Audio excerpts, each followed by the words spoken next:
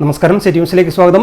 തെരുവുനായ ആക്രമണം വർദ്ധിക്കുമ്പോഴും ഉത്തരവാദിത്തത്തിൽ നിന്ന് കോർപ്പറേഷൻ മേയർ ഒളിച്ചോടുകയാണെന്ന് CPM ജില്ലാ സെക്രട്ടേറിയറ്റ് അംഗം M. പ്രകാശൻ. ഇത്രയും രൂക്ഷ പ്രശ്നത്തിന് കാരണം കോർപ്പറേഷൻ ഉത്തരവാദിത്തത്തിൽ നിന്ന് മാറി നിന്നതുകൊണ്ടാണെന്നും M. പ്രകാശൻ മാസ്റ്റർ പറഞ്ഞു.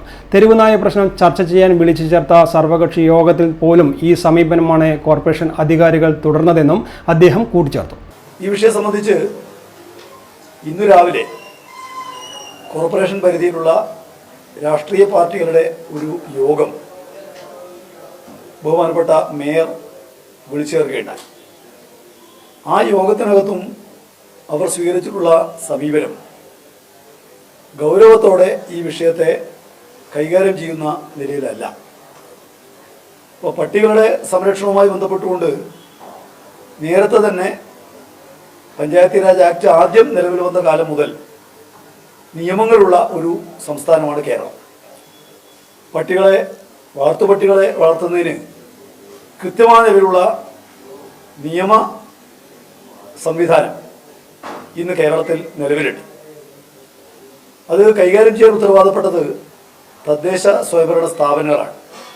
പഞ്ചായത്തുകൾ, മുനിസിപ്പാലിറ്റികൾ, കോർപ്പറേഷനുകൾ ഇവയാണ് വളർത്തുപട്ടികളുമായി ബന്ധപ്പെട്ട കാര്യങ്ങൾ കൈകാര്യം ചെയ്യാൻ ബാധ്യതപ്പെട്ട സ്ഥാപനങ്ങൾ.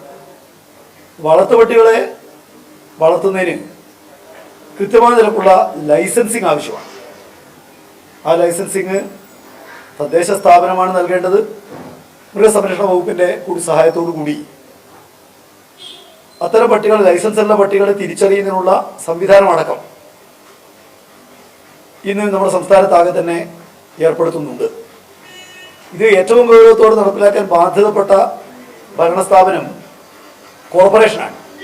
കാരണം ലക്ഷക്കണക്കിന് ആളുകൾ താമസിക്കുന്ന നാടിൻ്റെ നാനാ കേന്ദ്രങ്ങളിൽ നിന്നും ആളുകൾ എത്തിച്ചേരുന്ന സ്ഥാപനം എന്നുള്ള നിലക്ക് പട്ടിശല്യത്തിൽ നിന്ന് ആളുകളെ രക്ഷിക്കുന്നതിനുള്ള വലിയ ഉത്തരവാദിത്തം കോർപ്പറേഷൻ ഭരണ സംവിധാനത്തെ സംബന്ധിച്ചുണ്ട്.